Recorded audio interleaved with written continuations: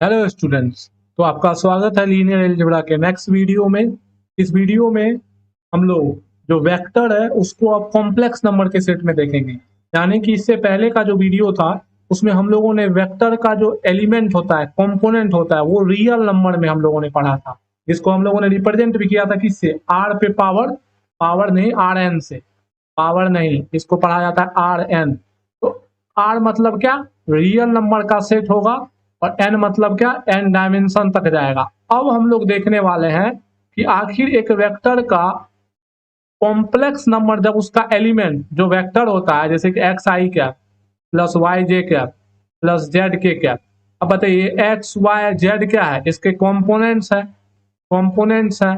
तो बताइए कंपोनेंट क्या होता है, एक नंबर होता है। एक नंबर क्या हो सकता है, रियल भी हो सकता है और कॉम्प्लेक्स भी हो सकता है। तो हम लोगों ने रियल के बारे में स्टडी कर लिया था। अब हम लोग किसके बारे में देखना चाहेंगे, हम लोग देखना चाहेंगे अब कॉम्प्लेक्स नंबर के बारे में। उसके बाद फिर हम लोग का लेक्चर जब ये कंप्लीट हो जाएगा तब हम लोग ओरिजिनलिटी में इंटर करेंगे, किसमें, लीनियर अलजेब्रा में, जादुई चीज में। तो पहले चलिए आज का लेक्चर बहुत मजे से समझने का प्रयास करते हैं और सीखने की कोशिश करते हैं। सीखने पे ज्यादा फोकस करिए एज कम्पेयर टू पढ़ने पे। जो भी गलतियां मुझे आपको अगर कोई चीज लेक्चर में कम नजर आता है तो खुद से ढूंढ के पढ़िए या कमेंट करिए, बिल्कुल कमेंट करिए। मैं आपका हर प्रॉब्लम का सॉल्यूशन करने का कोशिश करूंगा। मैं जितना कर सकता हूँ उतना मैं आपके लिए बिल्कुल करूंगा। तो चलिए आज का लेक्चर हम लोग स्टार्ट करते हैं। तो देखिए आज हम लोग सबसे पहले थोड़ा थोड़ा कॉम्प्लेक्स नंबर के बारे में पढ़ेंगे, उसके बाद कॉन्जुगेट और उसके बाद वेक्टर इन सी एन पढ़ेंगे। अब देखिए, लेक्चर शुरू करने से पहले बहुत बड़ी वार्निंग, समझिए बात को। सबसे जो पहला पॉइंट है वो तो आपका क्या है, कॉम्प्लेक्स नंबर। अब बताइए, सबसे जो पहला चीज मैं इस कॉम्प्लेक्स नंबर के बाद में आपको लिखूंगा कि you must have read class 11th complex number. देखिए कॉम्प्लेक्स नंबर जो होता है वो अपने आप में एक बहुत बड़ा चैप्टर है, और इसके बारे में अगर आपको और डिटेल से पढ़ना, अगर आपको इसका डिटेल देखना है तो वो आपको बीएससी के एक चैप्टर में पढ़ना रहता है, जो कि है कॉम्प्लेक्स एनालिसिस। कॉम्प्लेक्स एनालिसिस, बात समझ में आ रही है ना, कॉम्प्लेक्स एनालिसिस। तो दो चीज आपको इंपॉर्टेंट है कि आपको क्लास 11 का कॉम्प्लेक्स नंबर आना चाहिए। दूसरा जो नजरिया है वो, अगर आपको बहुत डिटेल से पढ़ना है तो आपको कॉम्प्लेक्स एनालिसिस पढ़ोगे, उसमें समझ में आ जाएगा पूरे डिटेल से। हम लोग एक्चुअली क्या कर रहे हैं, हम लोग लीनियर अलजेब्रा को सीखने के लिए जितना बेसिक नीडेड है वो कर रहे हैं। तो इस लेक्चर में या इस चैप्टर में मैं बेसिकली आपको उतना ही बताऊंगा, इसलिए मैं पहले ही बोल देना चाह रहा हूँ कि अगर आप हर चीज का रीजन पूछोगे तो वो मैं यहाँ पे आपको नहीं दे सकता, इवन मेरे दिमाग में भी है भी नहीं वो चीज। पर जितना आपके लीनियर अलजेब्रा में यूज होगा बस हम लोग उतने पे ही चर्चा करेंगे। और अगर जिन स्टूडेंट ने क्लास 11 का कॉम्प्लेक्स नंबर पढ़ लिया है उनको तो बहुत खूबसूरत ढंग से समझ में आएगा, क्योंकि आपको पता है चाहे लीनियर अलजेब्रा हो कि टेंसर अलजेब्रा, बेसिकली हम लोग रिप्रेजेंटेशन पे ध्यान देते हैं कि पुराने जो चीज जानते हैं उसको कैसे हम लोग ज्यादा जनरलाइज कर सके और कैसे उसको एक खूबसूरत छोटे से ढंग में लिख सके। तो बेसिकली लिखने की कला और रिप्रेजेंट करने की कला हम लोग टेंसर अलजेब्रा और लीनियर अलजेब्रा में देखते हैं, और इसकी मदद से हम लोग बड़े बड़े इक्वेशन को भी सॉल्व करने की कोशिश करते हैं। तो आज चलिए हम लोग कॉम्प्लेक्स नंबर के बारे में कुछ कुछ चीज जानेंगे, कुछ कुछ नया भी सीखेंगे, और बहुत रीजंस आपको मैं आज नहीं बता पाऊंगा, ये मैं पहले बता देता हूँ। तो इसके लिए आपको कॉम्प्लेक्स एनालिसिस आना चाहिए और थोड़ा 11th का आना चाहिए। फिर भी मैं कोशिश करूंगा कि मैक्सिमम चीज आपसे डिस्क्लोज करूं और एक्सप्लेन करने की कोशिश करूं, क्योंकि मेरे भी दिमाग में पूरी बातें नहीं है। अब मेरे 11th में है लेकिन कॉम्प्लेक्स एनालिसिस बीएससी की पूरी बातें मेरे भी दिमाग में एट अ टाइम नहीं है, पर इस चैप्टर में जितना भी यूज होगा वो आपको आराम से समझ में आ जाएगा। Don't worry, be happy. तो चलिए स्टार्ट करते हैं अपने पुराने अंदाज से। एग्जाम्पल, आपको पता है कि एक कॉम्प्लेक्स नंबर को किससे रिप्रेजेंट किया जाता है, जेड से। और एक कॉम्प्लेक्स नंबर को रिप्रेजेंट जो किया जाता है वो किया जाता है एक्स प्लस आयोटा वाई। समझिएगा बात को, उतना बेसिक में हम लोग नहीं जा रहे हैं। अब बताइए, यहाँ पे आपको पता है कि एक्स और वाई क्या है, एक्स और वाई बिलोंग्स करता है रियल नंबर के सेट से। एक्स और वाई कहाँ से आना चाहिए, रियल नंबर के सेट से। कितने बच्चे को ये कंफ्यूजन होता है कि ये पूरा इमेजनरी है, इमेजनरी पार्ट है और वाई इमेजनरी होता है। नहीं, एक्स और वाई दोनों रियल नंबर के सेट से आता है। बात समझ में आ रही है? एक्स जो है आपका वो है real part, real part of क्या, जेड, और जो आपका वाई है वो है इमेजनरी पार्ट, इमेजनरी पार्ट। बात समझ रहे ना, वो आपका क्या है, इमेजनरी पार्ट ऑफ जेड। इसको रिप्रेजेंट करने का तरीका होता है रियल पार्ट ऑफ, ऐसे लिखा रहेगा तो आप समझ जाइए रियल पार्ट ऑफ जेड यानी कि एक्स के बारे में बात कर रहा है, और इमेजनरी पार्ट ऑफ जेड को रिप्रेजेंट करने का तरीका होता है कि ऐसे लिख देगा तो आप समझ जाइए इमेजनरी पार्ट के बारे में बातें हो रही है। तो आपको पता है कि कॉम्प्लेक्स नंबर को जेड से दिखाया जाता है, उसके पास दो पार्ट होता है, एक होता है रियल पार्ट और दूसरा होता है इमेजनरी पार्ट। कोई दिक्कत? कोई दिक्कत नहीं। अब देखिए, जैसा कि आपको पता है कि as you know to represent a real number set, real number, we use real number set, इसको हम लोग कहते हैं किससे, आर से। आर क्या हुआ, सेट ऑफ रियल नंबर ही हुआ ना। आर क्या होता है आपका, सेट ऑफ रियल नंबर। जो लाइक वाइज, उसी तरह likewise for the set of complex number, complex number we use, हम लोग यूज करते हैं सिंबल सी। अब कई बुक्स में ऐसा भी लिखा रहेगा ऐसे, ये थोड़ा कूल लगता है, जिस तरह आर कई बुक्स में ऐसा लिखा रहेगा, ये थोड़ा कूल स्टाइल लगता है, उस तरह ये भी थोड़ा कूल लगता है, हम लोग सिंपल लिखेंगे। तो कॉम्प्लेक्स नंबर के सेट को किससे रिप्रेजेंट किया जाता है, सी से रिप्रेजेंट किया जाता है। अगर कहीं पे सी लिखा हुआ है तो इसका मतलब आप क्या समझ जाइए, वो किसको रिप्रेजेंट कर रहा है, वो रिप्रेजेंट कर रहा है कॉम्प्लेक्स नंबर के सेट को। और कॉम्प्लेक्स नंबर अगर आप सेट लिखिएगा तो क्या होगा, Z1 Z2 dot dot dot Zn। अब और भी बहुत सारे हो सकते हैं, कोई ऐसा दिक्कत नहीं है, इनफाइनाइट तक जा सकता है। सेट में थोड़ी कोई बाउंडेशन, नेचुरल नंबर का सेट इनफाइनाइट तक नहीं जाता है क्या, बिल्कुल जाता है। तो बहुत सारा हो सकता है, इनफाइनाइट हो सकता है, इसमें कोई दिक्कत है नहीं, तो आप इसको ऐसे करके छोड़ दें। ठीक है, तो ये क्या होता है, कॉम्प्लेक्स नंबर का सेट, इसी को कई बुक में ऐसे दिखाया जाता है। कूल, ऐसे दिखाने का तरीका, ये मुझे मस्त लगता है देखने में। ठीक ना, तो ये हो गया आपको कॉम्प्लेक्स नंबर का रिप्रेजेंट करने का बेसिक तरीका। तो ये बात आप पहले से जान रहे, जिसमें एक्स क्या है आपका रियल पार्ट और वाई क्या है आपका इमेजनरी पार्ट, और एक्स और वाई दोनों क्या है, एक्स और वाई दोनों रियल नंबर के सेट से आते हैं। और हाँ, यहाँ पे आई क्या है आपका, आई है रूट अंडर -1 आयोटा। आई क्या है आपका, रूट अंडर -1, यानी कि इसको क्या पढ़ा जाता है, इसको पढ़ा जाता है आयोटा। आयोटा, यहाँ मैं बिल्कुल नहीं बताने वाला हूँ कि आई पे पावर 273 कितना हो, वो सब क्लास 11 में आप जाके देख सकते हैं। जो नई जिंदगी भर एक ही चीज पढ़ते रहोगे क्या, कुछ नई चीजों को सीखो। ठीक है ना, तो इसको पढ़ते हैं आयोटा। अब एक दो चीज जान लेते हैं, आई स्क्वायर अगर कहे तो इसका मतलब क्या होगा, आई स्क्वायर का मतलब रूट अंडर -1 का होल स्क्वायर, तो क्या हो जाएगा -1। बात समझ रहे हो आप। आई क्यूब अगर कहे, आई क्यूब क्या हो गया, आई स्क्वायर इंटू आई, आई स्क्वायर का वैल्यू -1 तो -i। और अगर आई पे पावर 4 कहे तो आई स्क्वायर -1 तो क्या हो जाएगा 1। तो ये चार आप दिमाग में रखिए, आपको कोई दिक्कत नहीं, इतने का यूज आएगा, उससे ज्यादा कोई यूज नहीं आएगा। आएगा भी तो आप तो 11th में जानते हो, आप आराम से कर सकते हो। जो मेन चीज सीखने वाली बात है वो हम लोग सीखने का प्रयास करेंगे। अब देखिए, चलिए, आपको पता है कि कॉम्प्लेक्स नंबर को जो रिप्रेजेंट करा जाता है वो करा जाता है x प्लस आयोटा वाई।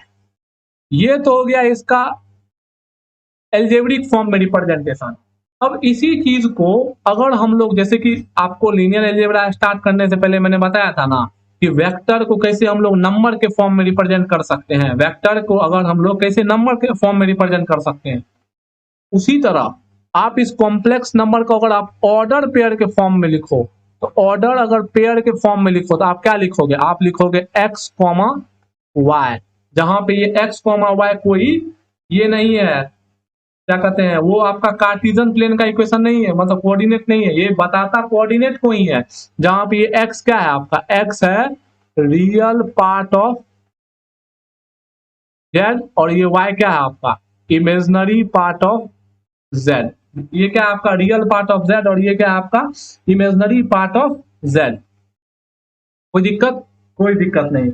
अब एक दो एग्जांपल्स हम लोग और भी चीजों को समझते हैं, इसी चीज को समझते हैं। जैसे मान लिया आपके जेड बराबर हुआ x plus y plus iota z plus iota alpha plus beta. अब मैं इससे पूछूं कि बताइए मुझे रियल पार्ट ऑफ जेड क्या है, रियल पार्ट ऑफ जेड मेरे को बताइए। तो रियल पार्ट ऑफ जेड के लिए पहले इसको अरेंज कर लीजिए ढंग से। एक्स प्लस वाई इस फॉर्म में हमेशा हमें चाहिए, एक्स प्लस आयोटा वाई के फॉर्म में हमेशा कॉम्प्लेक्स नंबर को लिखा जाता है। तो इसको भी कुछ उसी तरह के फॉर्म में लिख लें। X plus y plus beta अलग कर लीजिए, और प्लस आयोटा देखिए कॉमन हो जाएगा जेड प्लस अल्फा। तो बताइए ये क्या हो गया आपका, ये हो गया रियल पार्ट, और ये क्या हो गया इमेजनरी पार्ट। तो रियल पार्ट इसका क्या है x plus y plus beta, और अगर इसका इमेजनरी पार्ट कोई पूछे, इमेजनरी पार्ट, अरे यार इमेजनरी पार्ट क्या है, इमेजनरी पार्ट जेड का है जेड प्लस अल्फा। मेन समझना इंपॉर्टेंट है, ठीक ना। तो इमेजनरी पार्ट क्या है अल्फा। अगर इसी को ऑर्डर पेयर के फॉर्म में लिखना हो, आप सीधे लिख दो x plus y plus beta comma z plus alpha. ये क्या हो गया, इसको ऑर्डर पेयर के फॉर्म में रिप्रेजेंट करने का तरीका। बात समझ में आ रही होगी।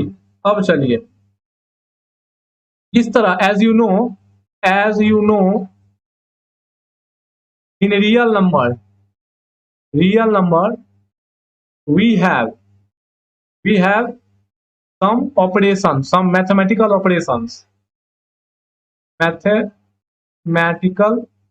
ऑपरेशन। हमारे पास कुछ मैथमेटिकल ऑपरेशंस हुआ करते थे, प्लस माइनस गुना भागा। तो ठीक उसी प्रकार से कॉम्प्लेक्स नंबर पे भी क्या होगा मैथमेटिकल ऑपरेशन लाइक वाइज। अब देखिए ये हो गया एक एल्जेब्रिक फॉर्म में रिप्रेजेंट करने का तरीका, और ये हो गया ऑर्डर पेयर के फॉर्म में रिप्रेजेंट करने का तरीका। अब देखिए चलिए सबसे पहला हम लोग बात करते हैं किसको, एडिशन की बात करते हैं। सबसे पहले किसकी बात करते हैं, एडिशन की बात करते हैं। तो मान लेते हैं आपके पास दो कॉम्प्लेक्स नंबर है, एक है Z1 कुछ है X1 प्लस आयोटा Y1। अरे इसके जगह पर कोई ये बोल देना कि Z बराबर A प्लस आई भी है, तो वो उसकी मर्जी, ये भी सही है। ऐसा मत समझो कि X और Y ही होगा, कुछ भी हो सकता है, पर ये X और Y रियल होंगे और वेरिएबल होंगे। ये आर्बिट्रेरी कांस्टेंट है ना, इसका वैल्यू बदल सकता है ना।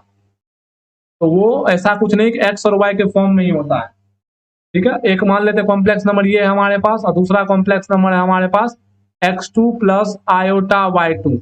अब अगर हमें z1 प्लस z2 निकालना है तो बताइए z1 प्लस z2 क्या आ जाएगा, x1 plus iota y1 plus x2 plus iota y2। इसको थोड़ा ढंग से लिख लीजिए, क्योंकि हमेशा चलिए z1 प्लस z2 क्या मिलेगा हमें, कुछ z एक कॉम्प्लेक्स नंबर ही ना मिलेगा, एक दो कॉम्प्लेक्स नंबर को ऐड करने पे कॉम्प्लेक्स नंबर ही ना मिलेगा, एक z कॉम्प्लेक्स मिलेगा, और वो z मान लेते हैं capital x plus iota capital y के फॉर्म में होगा। कॉम्प्लेक्स नंबर तो z प्लस आई वाई के ही फॉर्म में होता है। तो चलिए इसको अगर आप ऐड करिएगा तो क्या होगा, इसको थोड़ा ढंग से लिख लीजिए, x1 plus x2 real part को एक जगह ले आइए, प्लस ये सब आप बचपन से जान रहे हो y1 प्लस y2।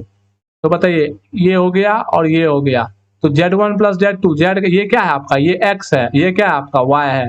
तो ये हो गया z1 प्लस z2 जो कि है x प्लस आयोटा के आयोटा y के फॉर्म में। अगर इसको ऑर्डर पेयर में लिखा जाए तो ऑर्डर पेयर क्या हो जाएगा, x1 plus x2 comma y1 plus y2।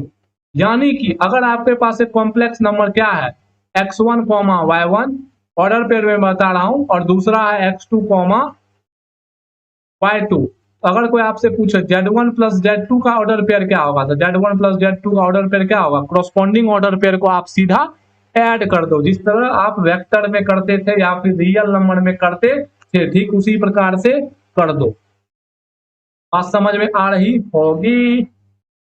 और इसमें एक और ऑपरेशन आप ऐड कर सकते हो, इक्वालिटी। जैसे दो रियल नंबर का इक्वालिटी चेक करते थे ना, हाँ कॉम्प्लेक्स नंबर में इनइक्वालिटी नहीं होता है।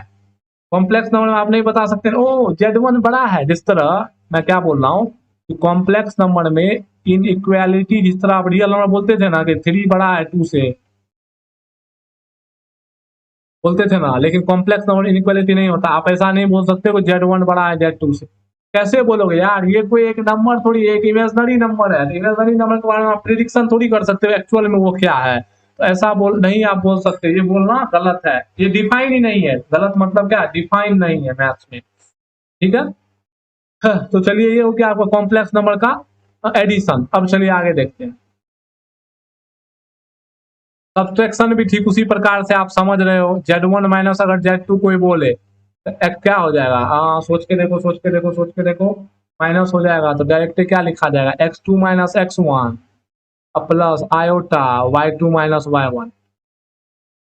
हाँ सही है। अगर ऑर्डर पेयर में भी लिखोगे तो क्या हो जाएगा? x2 माइनस x1 और y2 माइनस y1। समझ रहे हो ना? तो ये हो गया ऑर्डर पेयर के फॉर्म में। तो ये हो गया सब्ट्रैक्शन। अगर हम लोग बात करें इक्वालिटी की,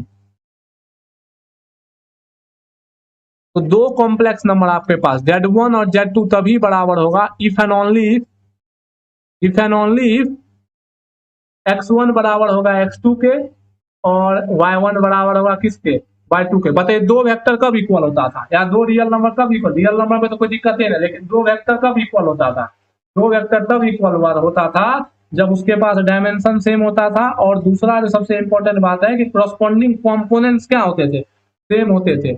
इससे क्या पता चला? अगर इसको ऑर्डर पेयर में आप लिखिएगा तो x1 x2 को किसके बराबर होना पड़ेगा? y1 y2 के बराबर, y1 y2 के बराबर तब होगा जब इफ एंड ओनली इफ। देखिए हम दोनों फॉर्म लिख के बता रहे हैं यार। हम बता रहे हैं कि जैसे आपके पास एक कॉम्प्लेक्स नंबर है x1 प्लस आयोटा y1, ये कॉम्प्लेक्स नंबर है, और आप बोल रहे हो कि ये बराबर है किसके? इसके। तो अगर ये दोनों बराबर है, इसको इसके बराबर होना पड़ेगा और इसको इसके बराबर, यानी कि रियल पार्ट Z1 का रियल पार्ट Z1 के बराबर, Z2 के बराबर होना पड़ेगा, और इमेजनरी पार्ट Z1 का इमेजनरी पार्ट Z2 के बराबर होना पड़ेगा। अब इसी को अगर ऑर्डर पेयर के फॉर्म में लिखिएगा तो अगर ये दोनों बराबर है, x1 को x1 है और यहाँ पे क्या है? y2 है,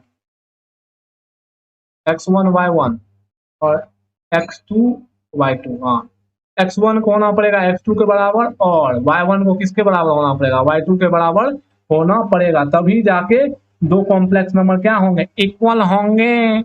एक बात। अब चलिए हम लोग पढ़ते हैं तीसरा, ठीक है। तो तीसरा, अब देखिए तीसरा क्या हो सकता है? चौथा सॉरी, मल्टीप्लीकेशन। मल्टीप्लीकेशन मल्टीप्लीकेशन बात समझ में आ रही है? तो आपके पास दो कॉम्प्लेक्स नंबर है x1 प्लस आयोटा y1, दूसरा कॉम्प्लेक्स नंबर है x2 प्लस आयोटा y2। हमको करना है Z2 और मल्टीप्लाई। अरे ऐसे नहीं समझिए, ऐसे आप समझ जाएगा क्रॉस प्रोडक्ट। क्रॉस प्रोडक्ट नहीं है भाई, क्रॉस प्रोडक्ट नहीं है। Z1 और Z2, बताइए क्या होगा? x1 plus iota y1 into x2 plus iota y2। अब करिए x1 को पहले मल्टीप्लाई करिए x1 आयोटा y2 से, फिर अब मल्टीप्लाई करने तो बचपन से आता है a plus b into c plus d, कैसे करते हैं वैसे ही करिए। x2 plus iota y2, x1 x2 plus x1 y2 iota plus iota y1 x2 plus iota square y1 y2। अब देखिए x1 x2 क्या होगा? x1 x2 तो x1 x2, आयोटा स्क्वायर का वैल्यू -1 होता है, y1 y2 ये अलग लिख लीजिए और इमेजनरी पार्ट को अलग कर दीजिए। x1 y2 plus y1 x2, और ये हो गया इसका इमेजनरी पार्ट। देखिए कोई भी कॉम्प्लेक्स नंबर दो कॉम्प्लेक्स नंबर को मल्टीप्लाई करेगा तो कॉम्प्लेक्स नंबर, अरे हमेशा नहीं मिलेगा, ये बात आपको पता है, लेकिन अगर आप ऐसा करेगा तो आपको कॉम्प्लेक्स नंबर मिलेगा। तो कॉम्प्लेक्स नंबर जब भी आएगा तो वो हमेशा रियल पार्ट और इसके फॉर्म में होता है। अब अलग बात है वो जीरो भी हो सकता है। फॉर एग्जाम्पल कहने का मतलब एक चीज बताइए, अगर जेड बराबर जीरो है, यहाँ पे इसका क्या मतलब है? रियल पार्ट भी इसका क्या है? रियल पार्ट ऑफ जेड भी क्या है? जीरो। और इमेजनरी पार्ट भी क्या है जेड का? जीरो। ये भी एक कॉम्प्लेक्स नंबर है। जेड बराबर 1 है तो इसका रियल पार्ट क्या है जेड का? 1। इमेजनरी पार्ट क्या है जेड का? 0। अब मान ले जेड बराबर आयोटा है तो रियल पार्ट जेड का क्या है? 0, और इमेजनरी पार्ट क्या है जेड का? वन, आई मत लिख दीजिएगा, वन का कोफिशिएंट तो बोला जाता है इमेजिनरी पार्ट, ठीक ना। तो ऐसे भी हो सकता है, तो कुछ, लेकिन सब है, इसको आप ऐसे नहीं लिख सकते हैं क्या, जेड बराबर 0 + 0 आयोटा।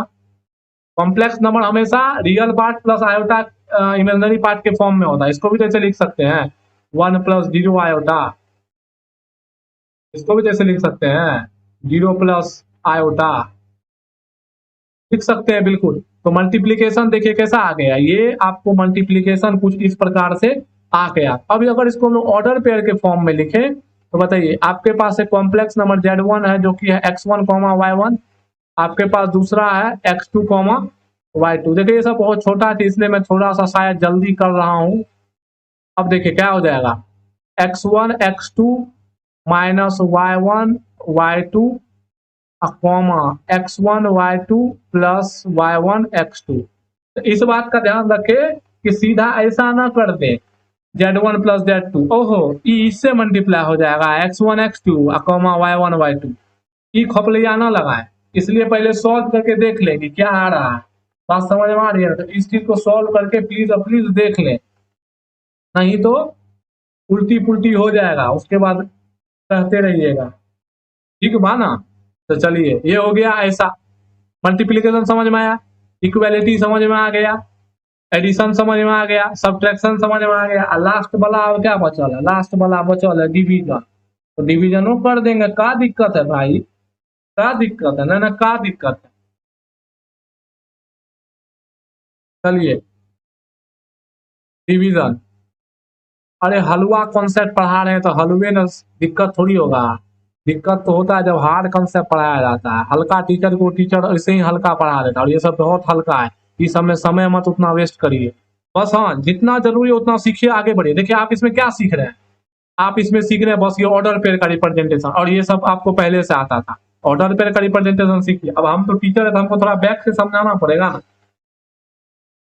चलिए मान लेते हैं आपके पास एक जेड है x1 + आयोटा y1 और दूसरा Z2 है x2 + आयोटा y2। अगर कोई आपसे पूछे कि Z1/Z2 क्या होगा, तो Z1 क्या है x1 + आयोटा y1 और Z2 क्या है x2 + आयोटा y2। आपको पता है कि ये Z1 + Z2 मान लेते हैं कि Z है जो कि होगा x + आयोटा y के फॉर्म में, इस फॉर्म में हमको लाना है। तो बताइए इसको कैसे ला सकते हैं, रेशनलाइज कर देंगे, x2 - आयोटा y2, क्योंकि हमको आई हटाना है ना। अरे भाई आई हटेगा तब ना, ये प्लस वाला हटेगा तब ना काम बनेगा मेरा। ऐसा इसको क्या करेंगे, रेशनलाइज कर देंगे, एक ही तरीका है रेशनलाइज करने का, i y2। अब देखिए ऊपर में क्या बन जाएगा, ऊपर में बन जाएगा,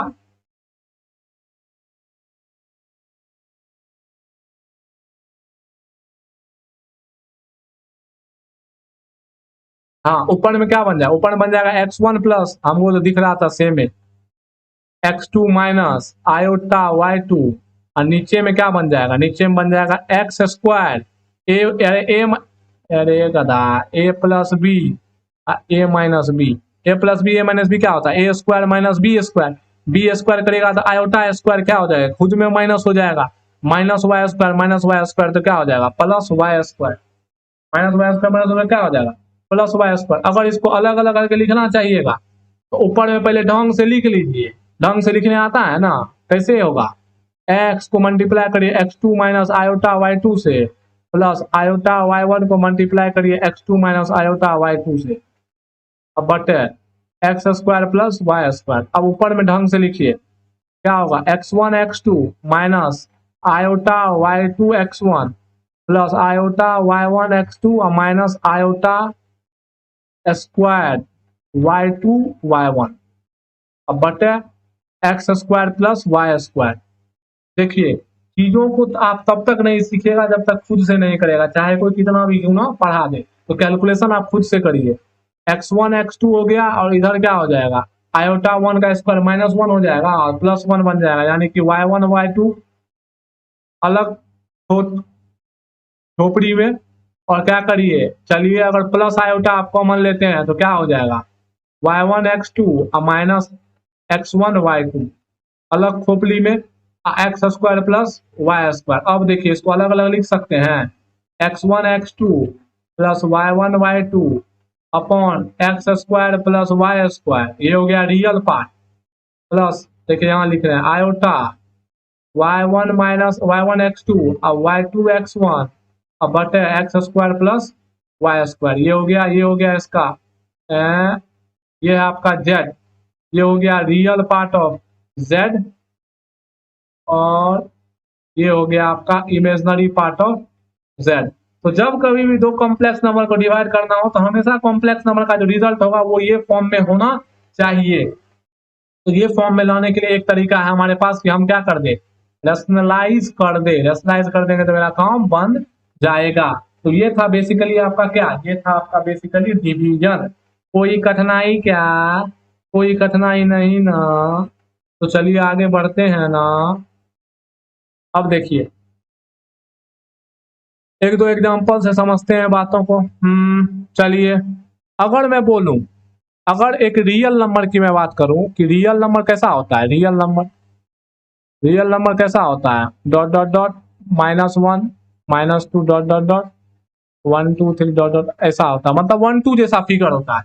एक कॉम्प्लेक्स नंबर को रियल नंबर के फॉर्म में दिखा सकते हैं क्या, बिल्कुल दिखा सकते हैं। क्या दिखा सकते हैं, x प्लस 0 आयोटा दिखा सकते हैं। इमेजनरी पार्ट जिसका 0 हो गया, वो जिसका इमेजनरी पार्ट 0 है, अरे भाई सुनिए, रियल नंबर जो होता है वो होता है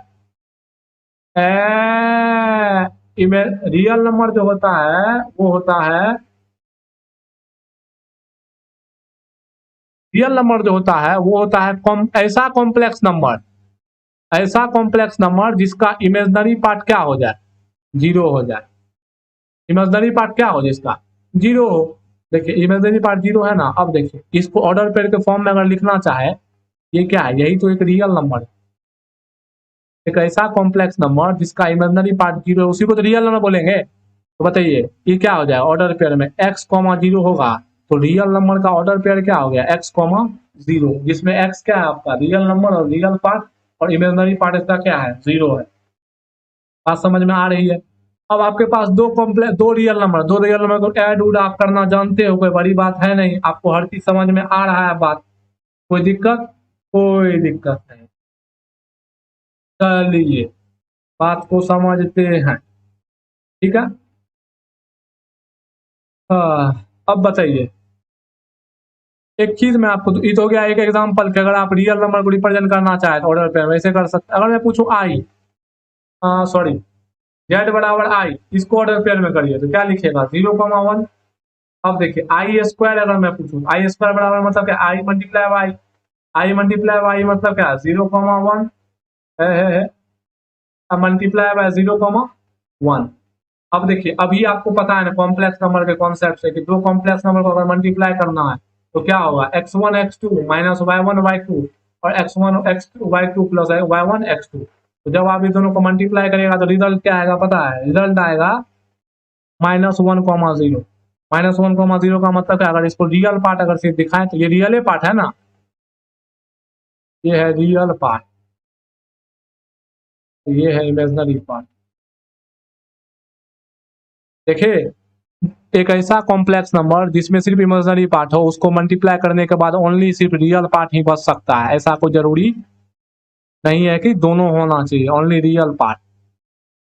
तो देखिए आई स्क्वायर का वैल्यू -1, यहां से भी आप वेरीफाई कर सकते हो। बात आपको समझ में आ रही होगी। दूसरा भी चीज देखिए आपको हम वेरीफाई करके दिखाते हैं। ये ऑर्डर पे वाला बात बहुत कमाल का है, देखिए ना सब कुछ वेरीफाई हो जाएगा। अब देखिए जेड बराबर आप पढ़े हैं ना, क्या पढ़े हैं, ए प्लस या फिर एक्स प्लस आयोटा वाई। देखिए इसको भी हम लोग वेरीफाई करते हैं, डोंट वरी। अब देखिए एक्स भी रियल पार्ट है, ऐसे लिख सकते हैं इसको, क्या देखिए तो इसको ऐसे लिखते हैं a,0 और वाई भी रियल तेरी x,0 हमको a याद रहता है हमेशा, प्लस e भी रियल पार्ट है तो y, सॉरी y नहीं, ये इसका इमेजनरी पार्ट को दिखा रहा है ना, तो 0,y, 0, इमेजनरी पार्ट को दिखा रहा है नहीं। अब देखिए x,0, अरे भाई x,0 कहाँ से आया, अगर ये x को अगर आप ऑर्डर पेयर के फॉर्म में दिखाइएगा तो इसको ऐसे दिखा सकते हैं ना, x एक रियल नंबर है, x क्या है, एक रियल नंबर है, एक रियल नंबर को ऐसे दिखा सकते हैं ना, x,0। और दूसरा इंपॉर्टेंट बात है, इसके लिए ये इमेज रियल पार्ट भी है। और वाई क्या है, वाई अपने आप में रियल नंबर है, पर है क्या, इमेजनरी पार्ट है ना। वाई अपने आप में क्या है, रियल नंबर, पर है क्या, इमेजनरी पार्ट। वैसे दिखा दिए। अब देखिए, इसको हम लोग ऐसे भी लिख सकते हैं, समझिएगा बात को। देखिए, अब देखिए 0,y है, हमको इसको कैसे लिखना है, किसके फॉर्म में पता है, हमको इसको लिखना है y,0, मतलब इसके इमेजनरी पार्ट को रियल पार्ट बनाना है। एक चीज बताइए, अगर हम लोग y, अब ये ना देखे थे, अभी देखिए, देखिएगा देखिएगा, ये देखिए ना, अगर हम लोग y,0 को मल्टीप्लाई कर देते हैं 0,1 से, तो देखिए क्या रिजल्ट आएगा, रिजल्ट आएगा आपको 0,y। करके देख लीजिएगा कि मल्टीप्लीकेशन बाय कॉम्प्लेक्स नंबर के मल्टीप्लीकेशन से आप करके देख लीजिएगा 0,y आएगा। हम लोग क्या लाना चाहते हैं, हम लोग लाना चाहते हैं x प्लस आयोटा वाई। तो हम लोग इसको तो लिख लिए पहले तोड़ तोड़ के। अब हम लोग क्या करना चाहते हैं, हम लोग को इसको कुछ ऐसा, देखिए एक ही बताइए, इसको जोड़िएगा तो क्या हो जाएगा, ये x प्लस वाई हो जाएगा। अगर इसको जोड़िएगा तो डायरेक्टली ये x प्लस वाई बन जाएगा, लेकिन हमें x प्लस आयोटा वाई बनाना है, हमें तो आयोटा वाई बनाना है ना। तो अब देखिए, इसको कुछ इस प्रकार हम लिखेंगे कि इसमें आयोटा इन्वॉल्व हो जाए। हम लोग इसको लिख देते हैं y,0 0,1। 0,1 क्या होता है, अरे 0,1 क्या होता है, 0,1 आयोटा होता है ना, देखे ना, अभी हम देखे थे, आप समझ रहे हैं ना। 0,1 क्या होता है, 0,1 आयोटा होता है। बताइए, अब ये क्या हो गया, ये इसको डायरेक्ट रियल पार्ट को दिखा रहा है, तो रियल पार्ट को एक्स डायरेक्ट लिख सकते हैं। अरे x,0 को डायरेक्ट एक्स नहीं लिख सकते हैं रियल पार्ट दिखाने के लिए, देखिए ना, अभी इसका क्या हुआ, अरे भाई एक्स नहीं हुआ, इसीलिए क्या हो गया एक्स, और ये है आई, प्लस है बीच में, ये है आई, आई इसको डायरेक्ट रियल पार्ट दिखा रहा है, इसको डायरेक्ट वाई लिख सकते हैं, एक्स प्लस आयोटा वाई। तो देखिए कैसे हम लोगों ने ऑर्डर पेयर की मदद से एक कॉम्प्लेक्स नंबर को जो फॉर्म होता है उसको वेरीफाई किया कि हाँ, इस ऑर्डर पेयर की मदद से क्या हम लोग एक कॉम्प्लेक्स नंबर के फॉर्म तक पहुंच सकते हैं। तो आंसर है हाँ, पहुंच सकते हैं। बात समझ में आया ना, आंसर क्या है, हाँ, पहुंच सकते हैं। ठीक बा। अब चलिए फोर्थ एग्जांपल हम लोग देखते हैं। अगर कहीं पे लिखा हुआ है माइनस ऑफ कॉम्प्लेक्स, तो माइनस ऑफ कॉम्प्लेक्स एक और तरीका से लिखा जा सकता है ना, -1 इंटू कॉम्प्लेक्स नंबर। अरे वेक्टर की तरह ट्रीट करिए, वेक्टर की तरह। उसी प्रकार अगर मान लीजिए जेड माइनस डब्ल्यू है, दोनों कॉम्प्लेक्स नंबर है, इसको आप ऐसे भी लिख सकते हो, जेड प्लस माइनस डब्ल्यू, और माइनस डब्ल्यू को -1 इंटू डब्ल्यू भी लिख सकते हो। ये सब बेसिकली आपका जो है वेक्टर पे ट्रीट हो रहा है, लिखने का तरीका है, जैसे मन वैसे लिखिए। और जो यूजफुल होता है हम लोग वैसे लिखते हैं, ये सब यूजफुल होता है तो हम लोग ऐसा लिखते हैं। कोई दिक्कत, कोई दिक्कत नहीं, बात समझ में आ रही होगी, ये सब चीज आप पहले से भी जानते हैं। अब बात करते हैं कॉन्जुगेट की। ज्यादा कुछ है नहीं, बेसिकली जो जिसको 12th पता है उसको सब पता है इसके बारे में, फिलहाल बेसिक। लेकिन बस ऑर्डर पेयर में रिप्रेजेंट करने का तरीका मैं बता रहा हूँ, और सब आपको पता है, और कुछ नया नहीं है। कंजुगेट, एक कंजुगेट से दिखाया जाता है ऐसा, इसका मतलब होता है एक्स प्लस आयोटा वाई पे बार। अगर किसी का कॉन्जुगेट निकालना है तो आप बस क्या करिए कि जो इमेजनरी पार्ट है उसके साइन को क्या करिए, पलट दीजिए। एक्स माइनस आयोटा वाई, किसी भी ऐसे चीज का इमेजनरी, अगर कॉम्प्लेक्स नंबर का आपको कॉन्जुगेट निकालना है तो उसके इमेजनरी पार्ट का क्या होगा, change the sign of imaginary part of only imaginary part. ये इमेजनरी पार्ट है ना, ये वाला। और इमेजनरी पार्ट के, अरे अरे अरे अरे सुनिए सुनिए सुनिए, आप हमको पता है यहाँ क्या कंफ्यूज करेगा। इमेजनरी पार्ट वाई दिखाता है, वाई के साइन को चेंज करेगा, नहीं नहीं नहीं नहीं, उसको हम नहीं कह रहे हैं चेंज करने के लिए। जो आयोटा है या जो भी चीज है, आयोटा है, कहने का सेंस, अगर आयोटा है तो माइनस आयोटा से रिप्लेस करिए, माइनस आयोटा है, अब आयोटा बना देंगे उसको, मतलब जिससे वो अरे सीधा change the sign of iota, iota के साइन को चेंज कर दिए, प्लस है तो माइनस कर दिए, माइनस है तो प्लस कर दिए। मान लेते हैं आपके पास एक कॉम्प्लेक्स नंबर है x माइनस आई वाई, आपसे कोई इसका कॉन्जुगेट पूछा है, क्या हो जाएगा x प्लस आई वाई। बात समझ में आ रही है, एक्स प्लस क्या हो जाएगा आई वाई हो जाएगा। तो ये क्या हो गया कॉम्प्लेक्स कॉन्जुगेट। इसको क्या बोला जाता है, इसको बोला जाता है कॉम्प्लेक्स कॉन्जुगेट। अब बताइए रियल नंबर अगर आपके पास है, एग्जांपल के तौर पे मान लेते हैं अगर z बराबर 2 है तो z का कंजुगेट भी क्या होगा 2 ही होगा, क्योंकि रियल नंबर का जो कंजुगेट होता है, रियल नंबर का कंजुगेट रियल नंबर ही होता है। समझ रहे हैं, रियल नंबर में कोई अल्टा पार्ट ही नहीं है, तो साइन किसका चेंज करेगा, 2 माइनस 2 थोड़ी हो जाएगा। बात समझ रहे हैं ना, तो इस चीज को आप ध्यान रख के चले। जब कभी भी आपको कंजुगेट दिखाना है तो आप आयोटा वाले पार्ट को जीरो कर दे, और अगर आयोटा वाला पार्ट नहीं है तब तो कोई दिक्कत नहीं है। अब चलिए, अब हम लोग क्या करना चाहते हैं, हम लोग मल्टीप्लाई करना चाहते हैं z और z के कंजुगेट को, देखते हैं क्या आता है। x plus iota y into x minus iota y. देखिए मल्टीप्लाई करिए, x को मल्टीप्लाई करिए x माइनस आयोटा वाई से, प्लस आयोटा वाई को मल्टीप्लाई करिए x माइनस आयोटा वाई से। X square x x minus x iota y plus iota y x minus iota square y, iota square y y, x square plus y square plus iota y x minus x y, ये term हो गया zero. तो क्या बन गया x square plus y square, x square plus y square.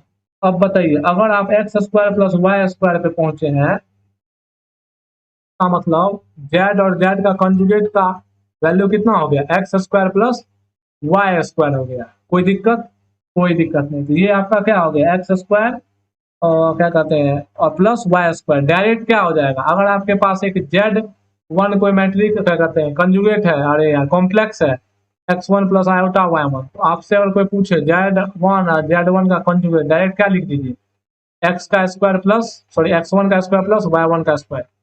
एक चीज बताइए, कहीं ना कहीं ये वेक्टर में क्या दिखाता है, मैग्नीट्यूड को दिखाता है ना।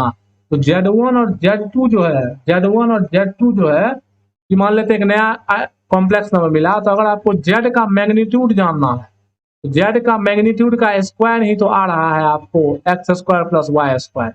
तो Z का मैग्नीट्यूड क्या होगा under root of x square plus y square. ये जो चीज है, जिस तरह आपके पास एक वेक्टर होता था आई आई एक्स आई क्या प्लस वाई जे क्या, बताइए v का मैग्नीट्यूड क्या होता था, नॉर्म कहिए या मैग्नीट्यूड कहिए, under root x square plus y square होता था ना। स्क्वायर करेगा तो v का मैग्नीट्यूड का square x square plus y square है ना। तो ठीक उसी प्रकार अगर किसी का coordinate x square plus y square आता है तो वो टर्म किसको दिखाता है, मैग्नीट्यूड के स्क्वायर को दिखाता है। तो मैग्नीट्यूड क्या हो जाएगा under root x square plus y square. तो इसको हम लोग ऐसे भी लिख सकते हैं, इस टर्म को क्या लिख सकते हैं, इसको जेड वन और यहाँ जेड है, जेड और जेड का कंजुगेट। तो जेड का मॉड जो होगा वो किसी का मॉड जो होगा वो उसका कंजुगेट के बराबर होगा।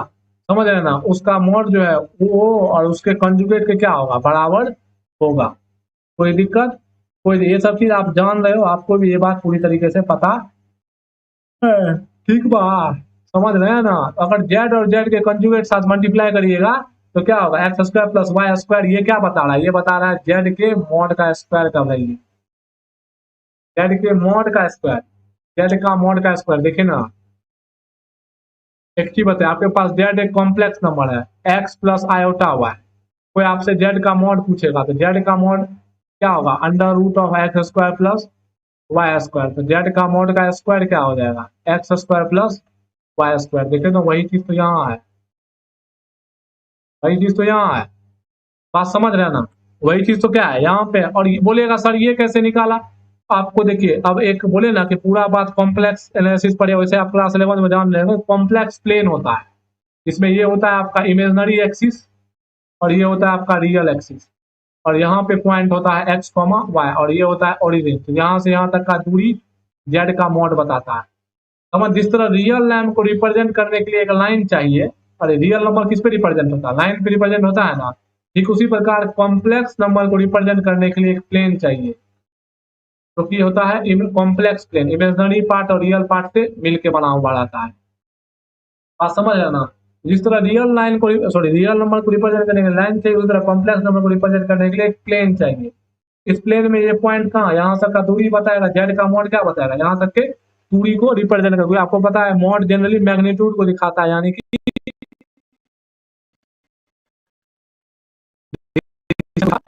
लिख सकते हो, जेड का मॉड को ऐसे भी लिख सकते हो। इसी चीज को आपको पता है कि एक्स स्क्वायर वाई स्क्वायर कहाँ से आता है, x square y square z into z का कंजुगेट को भी अगर हम लोग करते हैं तो वैसे भी आ जाता है। ये देखिए हम लोग कुछ मतलब आपको कंफ्यूज नहीं कर रहे हैं, ये बात ध्यान रखिए। आप सोचोगे हम सर कंफ्यूज हो रहे हैं, नहीं। देखिए एक ही चीज को, देखिए हर चीज को करने के बाद पता चला ना कि ये इससे रिलेटेड हो सकता है। इस चीज को हम लोग जैसे देखिए कि छह को क्या लिख सकते हैं आप, छह को दो प्लस दो गुना तीन भी लिख सकते हैं, पांच प्लस एक भी लिख सकते हैं, तीन गुना दो भी लिख सकते हैं, एक गुना छह भी लिख सकते हैं, फाइव सिक्स प्लस जीरो भी लिख सकते हैं। तो एक ही चीज को हजार तरीका से लिख सकते हैं। तो वही बात यहाँ पे होता है। हमको पता चला कि जेड और जेड का conjugate multiply square plus y square होता है, जेड का मॉड का स्क्वायर भी x square plus y square होता है। हमको साफ साफ क्या पता चल गया, जेड का मॉड किसके बराबर है, जेड इंटू जेड का कंजुगेट। तो जेड का मॉड किसके बराबर होगा, under root z into z का कंजुगेट। इससे कॉन्सेप्ट भी मिल गया कि अगर किसी क्या कहते हैं, अगर किसी कॉम्प्लेक्स नंबर का मॉड निकालना है तो अंडर रूट रियल पार्ट का स्क्वायर प्लस इमेजिनरी पार्ट का स्क्वायर। किसी भी कॉम्प्लेक्स नंबर का अगर मॉड निकालना है तो वो होता है under root real part of Z का square plus imaginary part of Z का स्क्वायर। इस या तो आप ऐसा भी कर सकते हैं, उसी कॉम्प्लेक्स नंबर और उसके कंजुगेट का मल्टीप्लिकेशन, दोनों क्या देगा, उसका मॉडुलस आपको दे देगा, मतलब उसका मैग्नीट्यूड दे देगा, यानी कि ओरिजिन से उसका डिस्टेंस दे देगा। बात समझ में अब देखो जेड वन का मॉड जेड डिफाइन होगा, z one minus z two का भी मॉड डिस्टेंस फॉर्मूला पढ़ेगा ना, बस हो गया। अब एक बात बताइए, एक कॉम्प्लेक्स नंबर को ऑर्डर पेयर में रिप्रेजेंट कर सकते हैं, दो ऑर्डर पेयर है, दो कॉम्प्लेक्स नंबर के बीच का डिस्टेंस से निकाल सकते हैं। एक complex number x one plus iota y one है, दूसरा x two plus iota y two है। एक का order pair x one y one, दूसरे का एक्स टू वाई टू, तो दोनों के बीच का डिस्टेंस नहीं निकाल सकते डिस्टेंस फॉर्मूला लगा के। नहीं अगर मन है ना तो Z two minus Z one और Z two minus Z one का कंजुगेट को मल्टीप्लाई करके देख लीजिए और डायरेक्ट डिस्टेंस फॉर्मूला लगा के देख लीजिए और दोनों को वेरीफाई कर दीजिए कहाँ गलती है क्या सही है, इतना आप कर सकते हैं। तो ये बेसिकली था मॉडुलस के बारे में। अब मॉडुलस को एब्सोल्यूट वैल्यू भी बोला जाता है, तो सुन लीजिए ना, जरूरत कुछ नहीं है। ठीक है बा ना, तो समझ रहे हैं ना बात को, तो कॉम्प्लेक्स प्लेन आप समझ ही रहे हैं नॉर्मल तरीके से। अब बेसिकली हम लोग देखते हैं कि किस तरह हम लोग वेक्टर को रिप्रेजेंट करेंगे कॉम्प्लेक्स प्लेन में। Vectors in CN. सीएन का क्या मतलब हो गया, कंपोनेंट्स जो होगा वेक्टर का वो कहाँ से आएगा, कॉम्प्लेक्स नंबर के सेट से आएगा, ये डबल से लिखते हैं। और एन का क्या मतलब हो गया, एन डायमेंशनल। समझ रहे हैं ना बात को। तो मान लेते हैं कि आपके पास जो है एक वेक्टर बी है, इसका कंपोनेंट इस बार क्या है, कॉम्प्लेक्स नंबर, तो z one i e one cap, z two e two cap, dot dot dot z n e n cap. इसको ऐसे भी लिख सकते हैं, वी बी या function of z one z two z three dot dot dot z n. इसको ऐसे भी लिख सकते हैं एक मैट्रिक्स के फॉर्म में, z one z two z three z four dot dot dot z n. सब तरीका मैंने आपको बता दिया है, आप घबराइए ना, आप आराम से जो मन है वैसा आप लिख सकते हैं, कोई दिक्कत नहीं। अब आपको पता है अगर एक वेक्टर को कॉम्प्लेक्स नंबर में रिप्रेजेंट किया जा सकता है तो वेक्टर एडिशन कैसे होगा। अगर आपके पास एक वेक्टर वी है जो कि है आपको, मान लीजिए ना कुछ, हाँ मान लेते हैं कि आपको कंपोनेंट के फॉर्म में लिख देते हैं, जेड वन है जेड टू है डॉट डॉट जेड एन है। अब देखिए एन में डिफाइन है, और एक आपको यू वेक्टर है जो कि है डब्ल्यू वन, दोनों कॉम्प्लेक्स नंबर है, W two dot dot dot W N. ये सब कॉम्प्लेक्स नंबर है, जेड और डब्ल्यू ये सब कॉम्प्लेक्स नंबर है, ठीक है। जेड और डब्ल्यू कॉम्प्लेक्स नंबर। अगर आपसे कोई पूछे कि वी प्लस डब्ल्यू क्या होगा, वी प्लस यू क्या होगा, तो कोरस्पॉन्डिंग कंपोनेंट को जोड़ दे, इसको आप वेरीफाई भी कर सकते हैं, इतना आपके पास दिमाग जरूर है। Z two plus W two dot dot dot, इतना पढ़ाने के बाद तो इतना चीज तो पता चल ही गया होगा, डब्ल्यू एन। तो ये हो गया v plus u, v minus u कहे तो आपको पता है वही बात है, इसलिए मैं यहाँ पे ऐसा ना लिख के यहाँ प्लस माइनस लगा देता हूँ ताकि एक ही बार में दोनों चीज समझ में आ जाए। ठीक बा, कोई दिक्कत नहीं। अगर आपको बोले जिस तरह आप बचपन में पढ़ते हैं स्केलर मल्टीप्लीकेशन, स्केलर मल्टीप्लीकेशन, मान लेते हैं कि अगर आपको कोई बोले के भी क्या होगा, तो के भी सीधा होगा, के को मल्टीप्लाई कर दीजिए किसमें, Z1 Z2 dot dot dot Zn, यानी क्या हो जाएगा के Z1, कुछ नया नहीं है, के Z2 डॉट डॉट डॉट के Zn, सिर्फ आएगा नया डॉट प्रोडक्ट के समय में, जो मैं, मुझे खेद है कि मैं आपको समझा नहीं पाऊंगा उतने ढंग से, क्योंकि उसको समझाने के हिसाब से हम बातों को थोड़ा सा कॉम्प्लेक्स एनालिसिस के अकॉर्डिंग सोचना होगा। ठीक बात, तो ई के भी स्केलर मल्टीप्लिकेशन हो गया, और समझ एडिशन हो गया, सब्ट्रैक्शन हो गया। स्केलर मल्टीप्लिकेशन करना हो खट खट मल्टीप्लाई कर दीजिए, डोंट वरी, बी हैप्पी। ठीक है। अब देखिए, मान लेते हैं आपके पास वही, अगर कोई आपको बोल दे कि वी डॉट यू है, डिफाइन करना, हमको वी डॉट यू बताइए, तो वी डॉट यू वहाँ आप कैसे डिफाइन करते थे, वहाँ डिफाइन करते थे A1 A2 plus A2, sorry B1 B2 plus C1 C2 dot, और ऐसे यहाँ डिफाइन होता है Z1 और W1 नहीं होता, W1 का कंजुगेट होता है, प्लस Z2 W2 का conjugate, dot dot dot dot Zn W1 का कंजुगेट। इसको शॉर्ट फॉर्म में भी आप लिख सकते हो, ZI WI का कंजुगेट, और आई कहाँ से कहाँ तक गया है, 1 से लेके n तक गया है। ये हो गया। अब देखिए v और u का डॉट जो है, ये इस बार u डॉट v के बराबर नहीं है, क्योंकि u डॉट v में कंजुगेट v का आएगा, समझ रहे ना, इसमें u का कंजुगेट हम लोग ले, लेकिन यहाँ u का कंजुगेट है, और जब आप u डॉट v करिएगा तो फिर वो क्या हो जाता है, v का कंजुगेट हो जाएगा, इसलिए u डॉट v और v डॉट u बराबर नहीं होता है, यहाँ पे कंजुगेट लगाना पड़ता है, तब होता है जाके। अगर मैं एग्जांपल दूं आपको सिंपल सा, मान लेते हैं एक वेक्टर है हमारे पास, कुछ है 2 + 3i 4 - i 3 + 5i, कितने डायमेंशन में, 3 डायमेंशन में। मान लेते हैं कि यू वेक्टर है आपके पास, वो है आपको 3 - 4i, 3 - 4i, और उसके बाद हो गया आपको 5i, और उसके बाद हो गया 4 - 2i। तो आपसे सवाल पूछा जा रहा है कि बताइए वी डॉट यू क्या होगा, तो वी डॉट यू सीधा लिख दीजिए, पहले तो मल्टीप्लाई करिए, अरे भाई जोड़ के लिखिएगा ना, पहले तो इसको मल्टीप्लाई करिए ना, तो क्या होगा, ये हो गया Z1, ये हो गया W1, तो 2 + 3i मल्टीप्लाई 3 - 4i का कंजुगेट, प्लस 4 - i और 5i का कंजुगेट, प्लस 3 + 5i और 4 - 2i का, ये सब आप क्लास 11 में भी शायद जान रहे होंगे। तो चलिए इसको करिएगा तो क्या होगा, 2 + 3i 3 + 4i 4 - i क्या होगा, -5i, समझ रहे हैं ना, -5i प्लस 3 + 5i और 4 + 2i। इसको जब सॉल्व करिएगा तो सॉल्व आपको करने आ रहा है, इसको आप आराम से सॉल्व कर सकते हैं, क्योंकि मैंने बताया है क्या, मल्टीप्लिकेशन ऑफ कॉम्प्लेक्स नंबर, ये मैंने बता दिया है। अब जो इसमें लास्ट कॉन्सेप्ट आता है, लास्ट का एक ही बात है कि अगर आपसे कोई बोल दे कि वी वेक्टर का उसी के साथ डॉट, तो वी वेक्टर का साथ उसी का डॉट का मतलब क्या हो गया कि Z1 का स्क्वायर, Z2 का स्क्वायर, Z3 का स्क्वायर है, Z1 Z2 का स्क्वायर का, अरे स्क्वायर क्यों आएगा, हम भी पागल हैं,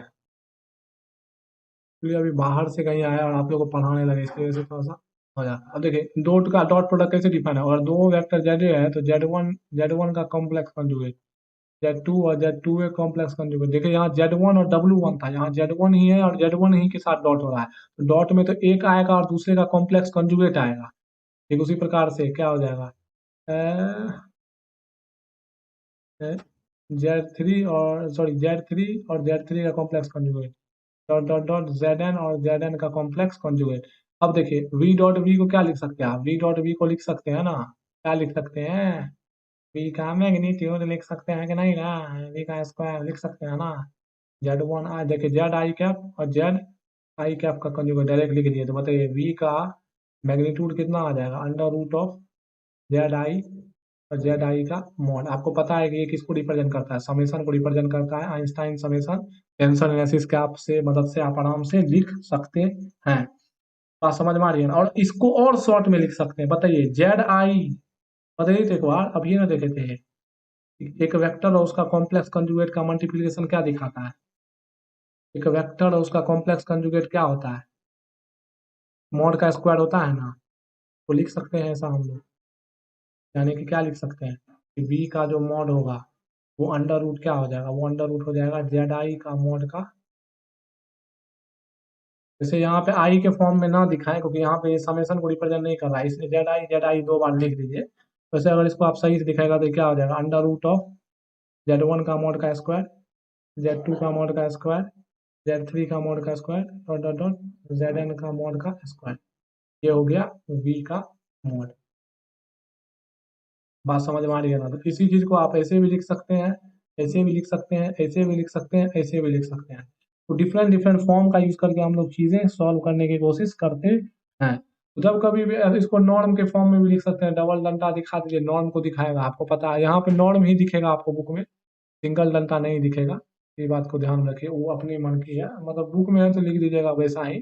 तो डॉट प्रोडक्ट जो डिफाइन होता है वो आपको कुछ इस प्रकार होता है, जहां पे ये डब्ल्यू जेड का कॉन्जुगेट होता है, देखिए यहाँ पे कॉन्जुगेट जो नहीं होता था, पर यहाँ सिर्फ रियल नंबर होता था, इस वजह से जनरली गलती क्या होता है, जेड वन लोग डब्ल्यू वन डायरेक्ट लिख देंगे, ऐसा नहीं होता है, यहाँ पे डब्ल्यू वन का कॉन्जुगेट होता है, इस बात को ध्यान में रखें। अब ये आया कैसे, ये चीज मैं आपको अभी नहीं समझा सकता हूँ, इवन मेरे दिमाग में अगर इसको आप सॉल्व करने का प्रयास करिएगा तो मैं इसका ग्राफिकल तरीका जानता हूँ, लेकिन वो थोड़ा कॉम्प्लेक्स हो जाएगा।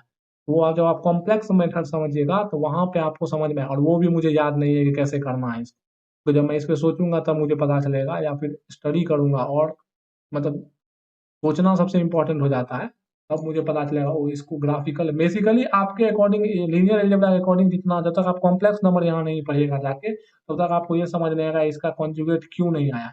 अब अगर देखिए, मान लेते हैं किसी सवाल में, अगर सवाल के माध्यम से मैं आपको मतलब देखिए लॉजिक समझा सकूं, एग्जैक्ट प्रूफ तो करने के लिए आपको कॉम्प्लेक्स एनालिसिस का थोड़ा यूज होना चाहिए और जरूरत नॉलेज होना चाहिए कॉम्प्लेक्स का थोड़ा अच्छा खासा नॉर्मली।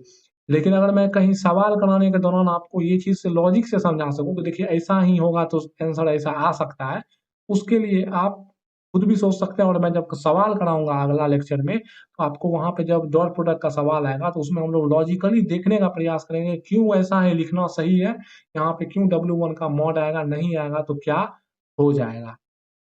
ठीक है, तो ये सब बात आप थोड़ा सा ध्यान में रखिए और एक एक रिप्रेजेंटेशन को समझिए, तभी जाके बात समझ में आएगा। आज का थोड़ा लेक्चर फास्ट निकला क्योंकि बहुत सिंपल था। इतने दिन से जो हम लोग मेहनत करते आ रहे हैं टेंसर और लीनियर अलजेब्रा में, वो बेस बनाने के लिए ही कर रहे हैं। एक बार बेस बन गया उसके बाद उसी चीज को घुमा रहे हैं हम लोग, घुमा रहे हैं 10 तरीके से लिख रहे हैं, तो वो आप आसानी से खुद से भी कर सकते हैं। पर हाँ, बारीकी ध्यान रखना बहुत इंपॉर्टेंट है। अभी आपका ये पूरे लेक्चर में मैं अपनी तरफ से बोल रहा हूँ कि आपका कंफ्यूजन क्या रह गया कि W1 का मॉड ही क्यों आया, ये कंफ्यूजन हम लोग दूर करेंगे, डोंट वरी। अभी मैं नहीं कर सकता हूँ, ये बात मैं आपको बता देना चाहता हूँ, ये कंफ्यूजन हम लोग लेकिन जरूर दूर करेंगे, क्योंकि हमारा सिर्फ एक ही काम है, आप सोचो कि नहीं सोचो, बस मैं यही सोचता हूँ कि हम दोनों मिल के चीज़ों को आसान बनाएं और सोचना सीखें। पढ़ना बहुत आसान चीज़ होता है, पर सोचना अपने आप में एक बहुत इंपॉर्टेंट और बहुत टफ काम होता है। टफ यानी कि लोग समय नहीं देना चाहते हैं, वो क्योंकि वो खुद से बात करने में डरते हैं। मैं भी सोचता हूँ कई चीज़ ऐसे होते हैं जो मुझे पता नहीं रहता है, तो कई चीज़ मैं आपको बताता भी नहीं हूँ, लेकिन हाँ ये होता है कि जब मुझे वो चीज़, जैसे तो आप अपना बुक जाके बनाओ ना, बुक देखिए आराम से आपको बन जाएगा। मैं बुक के लिए और बुक से ज़्यादा पढ़ाता हूँ, सोचने के लिए मेरे लिए पढ़ा था। अब एग्जाम बैठना आपको पता चल जाएगा जितना मैंने पढ़ा है आपको क्या बनता है क्या नहीं बनता। हाँ, बशर्ते आपने पढ़ा हो उसको अच्छे से। उससे आगे की बात, मेरा कोशिश हमेशा ये रहता है कि आप कैसे मैथ को एक चैप्टर को दूसरे चैप्टर से रिलेट कर सको, और अगर कहीं फिजिक्स में आप पढ़ रहे हो और कहीं पे आपको मैथ को यूज करना पड़े तो कैसे आप मैथ को अप्लाई कर सको दूसरे जगह। जैसे कि एन डायमेंशन का जब भी सवाल हो तो आपके दिमाग में एक बात आ सकता है, ओहो एन डायमेंशन के लिए हम टेंसर और वेक्टर दोनों का यूज कर सकते हैं, यानी कि वेक्टरिया के एन डायमेंशन को टेंसर बोला जाता है, तो बिल्कुल यूज कर सकते हैं। बहुत सारा चीज और भी बहुत सारा चीज हम लोग सीखेंगे, समझ रहे हैं ना। बेसिकली आप यूज करना सीखिए। वैसे तो क्या है, ये सब चीज जितना मैं बता रहा हूँ, जो जो चीज मैं थोड़ा समझाने का प्रयास कर रहा हूँ उसको समझिए, अदरवाइज ये बुक खोलिए आपको भी मिल जाएगा, इससे आगे भी मिल जाएगा अच्छी अच्छी और अच्छी अच्छी बुक्स में। बुक का तो कमी नहीं है, बुक से भी पढ़ सकते हैं। मेन आप सोचना कितना सीख पा रहे हैं, इंपॉर्टेंट ये रखता है। आज का लेक्चर थोड़ा फास्ट ही निकला। थैंक यू वेरी मच, अच्छे से पढ़ाई करते रहें।